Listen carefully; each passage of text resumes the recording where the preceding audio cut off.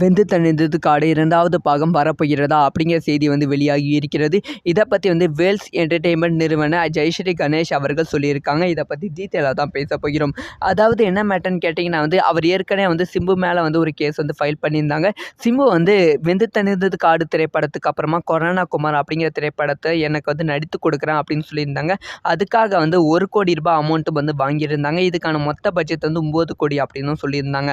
ஆனால் வந்து சிம்பு வந்து அந்த திரைப்படத்தில் நடித்து கொடுக்காம அடுத்தடுத்து திரைப்படங்கள் நடித்து கொண்டு இருந்தாங்க. முக்கியமாக வந்து 10 தலை, அதுக்கப்புறம் வந்து தக் லைஃப், இந்த மாதிரி திரைப்படங்கள் நடித்து கொண்டு இருந்தாங்க.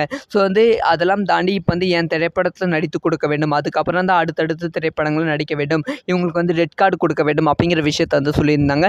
இப்போ லேட்டஸ்ட்டாக பிடி திரைப்படத்தோட இசை வெளியீட்டு விழா நடந்தது. அந்த இசை வெளியீட்டு விழா முடிந்து மீண்டும் வந்து அவர் வந்து பேசியிருந்தாங்க. அதில் அவங்க என்ன சொல்லியிருந்தாங்கன்னா, சிம்பு வந்து நான் எந்த திரைப்படத்தையும் நடிக்க வேண்டாம்னு சொல்லலை, ரெட் கார்டும் கொடுக்கல.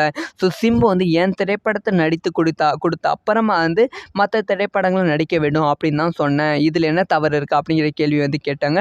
அதுக்கப்புறமா தான் பயங்கரமான ஒரு அப்டேட் வந்து கொடுத்தாங்க.